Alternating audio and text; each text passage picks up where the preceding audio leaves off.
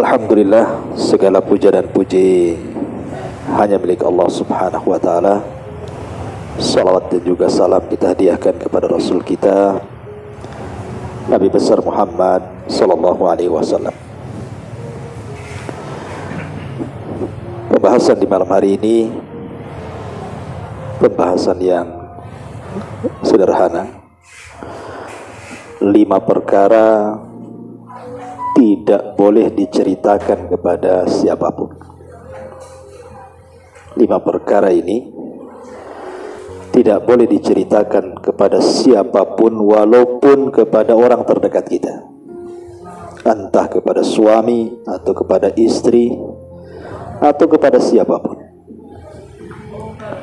Apa 5 perkara itu?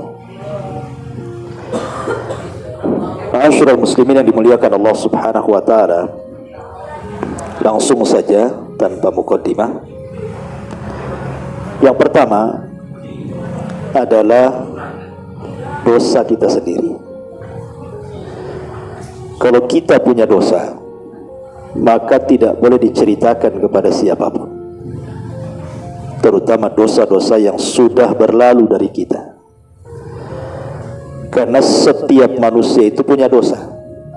Tidak ada satu manusia pun yang tidak berdosa. Apalagi kita ini bukan nabi. Kalau nabi jelas maksum, terpelihara dari dosa. Tapi kita ini bukan nabi. Pasti setiap kita punya dosa masa lalu. Karena setiap manusia punya dosa masa lalu, maka jangan pernah diceritakan dosa itu kepada siapapun. Walaupun seorang istri kepada suami atau suami kepada istri. Anggap saja orang itu mengenal kita itu baik-baik, walaupun dulu kita bukan orang baik. Jadi kalau kita pernah jahat, pernah ahli maksiat gitu, kemudian tobat, jangan ada yang tahu. Jadi kita kenalan itu orang menyangka kita ini orang baik-baik sejak dulu. Karena banyak di antara manusia itu justru aneh gitu ya. Mereka tidak malu dengan dosanya, malah diceritakan pula dosanya. Terutama anak-anak muda ini, ya kan, punya pacar, kasih tahu pula pacarnya sama kawannya. Tuh tengok pacar saya cantik, kemarin baru apel saya katanya, antum ini udah berbuat dosa, ceritakan pula yang orang. Gak boleh ya. Jadi dosa itu tidak boleh diceritakan kepada siapapun. Sampai ada satu kasus diceritakan kepada seorang syekh itu. Syekh, suami saya sekarang marah dengan saya gara-gara saya jujur. Jadi ketika itu karena saya takut dosa, kata wanita ini, merasa dulunya saya ini tidak suci, artinya sudah tidak perawan ketika menikah itu. Padahal suami tidak tahu sebenarnya, tapi dia merasa bahwa seolah-olah dosa itu membebani hidupnya. Kalau tidak diceritakan sama suami itu seolah-olah dosa menurut perasaan dia. Akhirnya suatu malam saya cobalah jujur pada suami, bisa biar plong maksud hati dia itu kalau diceritakan itu, jadi tidak terbebani dengan dosanya. Ketika diceritakan, suaminya marah. Akhirnya suaminya malah menceraikannya. Jadi dia bertanya kepada syekh itu, maka jawaban syekh memang tidak boleh diceritakan. Kalau dulu kita pernah berbuat jahat, jangan pernah diceritakan, walaupun kepada suami sendiri, walaupun seorang suami kepada istrinya. Cukuplah antara kita dengan Allah yang tahu saja. Karena tidak semua kejujuran itu membawa kebaikan. Lihat maslahat dan lihat madarat. Makanya Nabi SAW dengan tegas mengatakan dalam sebuah hadis itu, kullu ummati mu'afan illal mujahirin. Semua umatku dimaafkan dosanya kecuali mujahirin. Sahabat bertanya, siapa mujahir itu? Maka Rasul mengatakan, orang yang menceritakan dosa yang sudah ditutup Allah. Allah sudah menutup dosa dia kan, orang tidak ada yang tahu, kecuali dia saja yang tahu. Dengan Allah Subhanahu wa ta'ala, malah pula diceritakan kepada orang, itulah disebut mujahir. semua umatku dimaafkan kecuali Mujahir, orang yang menceritakan dosanya sendiri. Kita ini punya Tuhan subhanallah. Allah itu diantara sifatnya adalah as-sittir, maha penutup aib manusia hamba-hambanya. Di antara nama Allah itu as-sittir. Sittir itu artinya maha menutup aib. Berapa banyak dosa yang kita lakukan di siang hari, Allah tutup aib kita di malam hari. Berapa banyak dosa yang kita lakukan di malam hari, Allah tutup di siang hari. Sebab kalau seandainya manusia itu tersingkap aibnya, nggak ada manusia yang dihormati di dunia. Karena semua orang punya aib. Tapi Allah itu maha baik menutup aib kita. Makanya kata Imam Ahmad, kalau manusia tahu aibku, tentu tidak ada yang menghargaiku. Pasti manusia meletakkan pasir di kepalaku. Beruntung kita ini ditutup aibnya. Maka aib yang sudah ditutup Allah jangan diceritakan. Cukup tak kita aja dengan Allah yang tahu. Kalau menceritakan aib sendiri itu sama dengan menjauhkan diri dari rahmat Allah subhanahu wa ta'ala. Nggak boleh. Ini yang pertama ya. Tidak boleh menceritakan dosa. Cukup kita dengan Allah saja yang tahu. Ini yang pertama. Yang kedua, yang tidak boleh diceritakan kepada orang itu adalah aib orang lain. Kalau kita melihat ada kawan berbuat salah, berbuat dosa, ada tetangga mungkin dia rumah kita berdempetan, mungkin bertengkar dengan suaminya, kedengaran pula ke rumah kita gitu, dan kita tahu pula apa masalahnya. Entah mungkin masalahnya gara-gara perselingkuhan atau masalah apa, pokoknya dengarlah kita ini. Maka ingat, kita tidak boleh menceritakan. Umpamanya ibu di rumah, suami lagi kerja, ibu saja yang dengar tuh. Ketika suami datang, diam, tidak boleh cerita. Bang, tadi pagi ada perang sebelah katanya. Perang apa? Tak tahu, dunia kelima katanya. Tidak boleh menceritakan seperti itu. Cukup kita aja yang tahu. Tutupi aib tetangga kita, ya, tutupi aib saudara kita. Karena Nabi SAW mengatakan, man satara musliman satarahullahu yaumal qiyamah. Siapa yang menutup aibnya seorang mukmin, maka Allah tutup aibnya pada hari kiamat. Siapa yang membongkar aib seorang mukmin, maka Allah akan bongkar aib kita pada hari kiamat. Makanya nanti pada hari kiamat, orang-orang yang beriman akan dipanggil oleh Allah Azza wa Jalla, kemudian akan ditanya dosa-dosanya. Bukankah engkau sudah melakukan dosa ini? Kata orang yang beriman, iya ya Rabb. Bukankah sudah melakukan dosa itu? Iya. Bukankah kau sudah melakukan ini? Iya. Seorang mukmin hanya mengatakan iya, iya, iya saja, tidak membantah.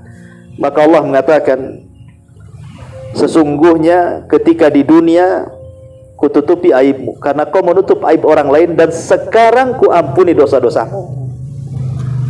Jadi ini perkara yang kedua, jangan menyebar aib orang. Sebab ada bahasa ulama yang mengatakan kama tadinu tudan. Sebagaimana kita melakukan sesuatu, maka akan Allah kirim orang-orang yang melakukan hal yang sama dengan yang kita lakukan. Kalau kita menggibah orang, nanti Allah kirim orang yang menggibah kita. Kalau kita menjelek-jelekan orang, nanti Allah kirim orang yang menjelek-jelekan kita. Termasuk kalau kita menyingkap aib orang, Allah akan kirim orang yang menyingkap aib kita, walaupun di rumah kita sendiri. Makanya Rasul mengatakan, la tattabi'u auratal muslimin. Jangan tajassus mencari aib-aib saudara kita. Lagi ribut-ribut tetangga, apa nih?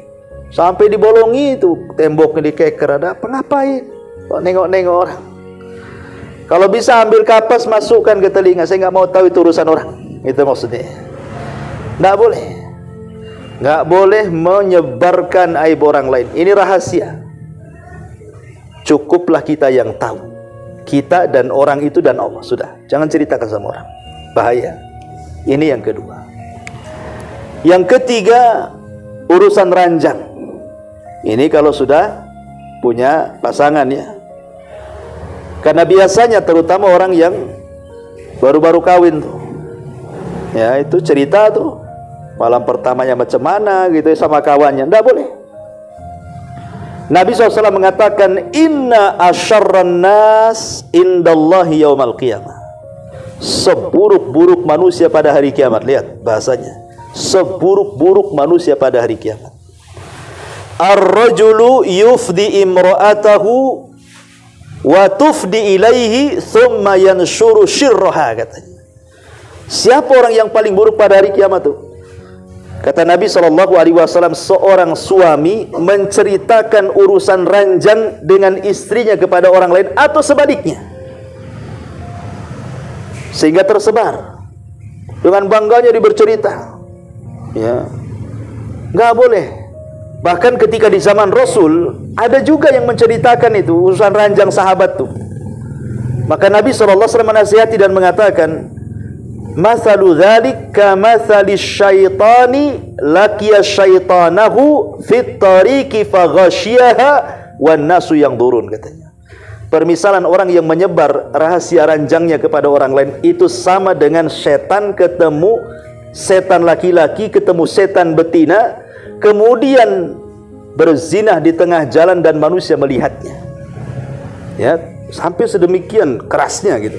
Tidak boleh, itu urusan ranjang, urusan ranjang. Tidak boleh cerita.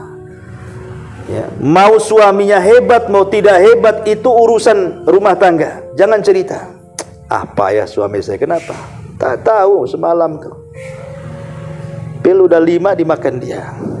Tak juga kuat-kuat. Tidak boleh ngomong begitu ya. Jadi itu urusan ranjang, tutup. Khusus yang tahu suami istri saja. Ini perkara yang ketiga, tidak boleh diceritakan sama orang. Kemudian yang keempat, cerita rahasia. Pamannya ada kawan nih mau cerita sama kita. Sebelum cerita, nengok-nengok dulu dia. Ada orang nggak? Ada orang nggak? Nah, kalau nggak ada orang, saya mau cerita. Nah gitu ya. Ini kalau orang ini sudah nengok-nengok nih, ini isyarat bahwa dia tidak mau diketahui orang. Berarti orang itu menceritakan kepada kita karena kita dianggap amanah. Ketika kita dianggap amanah, maka tidak boleh menceritakan apa yang dia ceritakan kepada kita. Haram, tidak boleh. Dia kan sudah memberikan kepercayaan sama kita kan. Cara ceritanya aja ketakutan dia. Nengok-nengok takut ada orang. Dia sendiri takut ketahuan, kita pula ngasih tahu orang, kan kurang ajar tuh. Dia sendiri yang punya rahasia, takut tuh sampai tengok-tengok sama orang. Kita yang kurang aja diceritakan sama orang. Itulah sering saya katakan bahwa terkadang rahasia orang itu atau amanah dengar ini paling sulit di masyarakat dipegang. Orang jujur itu paling sulit. Makanya dulu kan saya cerita tentang kisah di zaman Nabi SAW ketika ada seorang wanita namanya Atikah bintu Abdul Muthalib. Atikah bintu Abdul Muthalib itu bibinya Nabi, masuk Islam tapi menyembunyikan keislamannya karena tinggal di Mekah. Orang-orang sudah hijrah ke Madinah. Dia masuk Islam tapi karena lemah dia menyembunyikan keislamannya Atikah ini. Jadi sebelum terjadi perang Badar, Atikah ini bermimpi, mimpinya aneh gitu ya. Dalam mimpinya dia melihat ada unta naik ke atas Ka'bah. Kemudian di atas Ka'bah untanya bisa bicara lagi. Kemudian mengatakan, ya ahlal ghudur infiru ila masari'ikum fi thalathin. Orang Mekah, keluar kalian dari Mekah ke tempat kehancuran kalian sebelum 3 hari, katanya. Untanya ngomong begitu. Terbangun Atikah. Karena mimpinya ini aneh gitu. Akhirnya ketika duduk-duduk sama saudaranya Abbas, pamannya Rasul, Abbas bin Abdul Muthalib, dia mengatakan, ya Abbas, ada apa Atikah? Tak tahu nih, semalam saya bermimpi. Aneh mimpinya. Ya, kata Abbas, mimpi apa? Ah, hendaklah, takut kau ceritakan sama orang, katanya. Kata Abbas, enggak. Cerita aja, katanya. Ceritalah Atikah mimpinya. Selesai cerita, Abbas pula keluar. Duduk ketemu Rabi'ah. Ya. Ketemu kawannya. Ya, Rabi'ah itu. Kata Abbas ini, wahai Khalid ibn Rabi'ah, saudariku tadi bermimpi, katanya. Mimpi apa, katanya? Tapi kau jangan cerita, katanya. Ayalah, katanya. Diceritakan. Kemudian nih pulang ketemu anaknya Walid. Walid sini. Tadi saya di jalan ketemu si Abbas. cerita soal saudarinya, kata. Mimpinya begini-begini. Tapi kau jangan cerita. Iya, kata Al-Walid. Al-Walid pula pergi ke Ka'bah, jumpa pula dengan Abu Jahal. Abu Jahal, bapakku cerita, kata, si Abbas tu saudarinya bermimpi. Akhirnya satu Mekah tahu. Coba bayangkan. Terkadang orang mau menceritakan ini sudahlah percaya sama kita kan. Kita kan dia, makanya kita memilih kita itu sebagai tempat curhatnya karena dia yakin kita tidak akan menyebarkan aibnya. Tahu-tahu kita pula yang menyebabkan orang satu kampung tahu. Ini bahaya. Ya, jangan menyebarkan aib orang. Kalau makanya sebelum kita mendengar curhatan orang lain, kita harus ngomong, kamu percaya nggak sama saya? Masalahnya nanti saya ceritakan sama orang tanpa kesengajaan saya. Nanti kalau tercerita dengan orang, kamu jangan marah ya. Nah, itu maksudnya ya. Kasih perjanjian dulu kan. Nah, sebaiknya nggak usah ceritalah, takut saya sebarkan ke orang.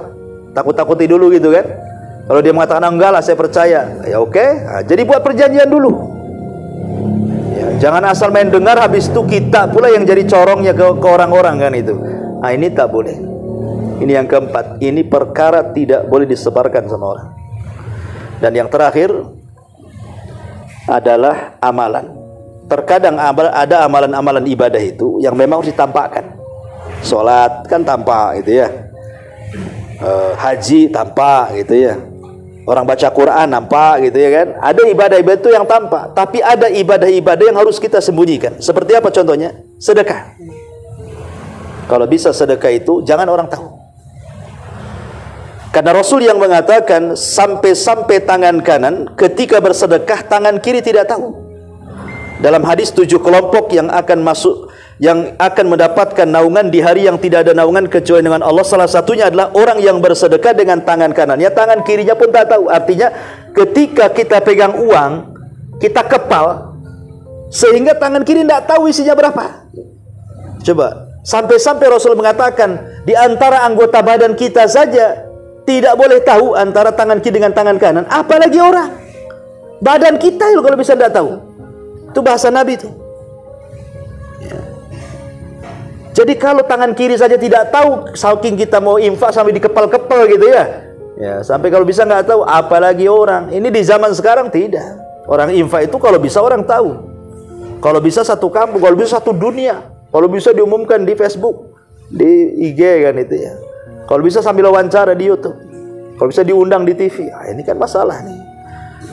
Coba lihat konten-konten itu. Yang ngeprank-ngeprank itu kan. Jadi orang gila rupanya nyumbang. Maksudnya apa? Jadi orang gila di jalan. Satu sisi buat konten. Nah, nyari juga uang dari konten itu. Satu sisi bersedekah kan itu. Kontradiktif ini. Anda ini berarti satu sisi Anda membuat konten supaya dapat uang dari YouTube, sisi lain ingin dapat pahala dari sedekahnya. Cuma Anda akan dapat pahala gitu ya. Oh, niat saja bukan karena Allah, karena ingin dapat uang dari YouTube-nya kan gitu. Mana pahalanya di mana kan itu. Jadi aneh orang kalau sedekah saja lillahi ta'ala. Ya, jadi ini perkara-perkara 5 perkara ini sembunyikan. Jangan pernah tahu walaupun orang terdekat kita. Kalau bisa jangan tahu. Ibu sedekah, suami kok bisa tahu. Suami sedekah, istri tidak tahu. Kalau bisa seperti itu. Inilah di antara 5 perkara yang tidak boleh orang tahu walaupun orang terdekat kita.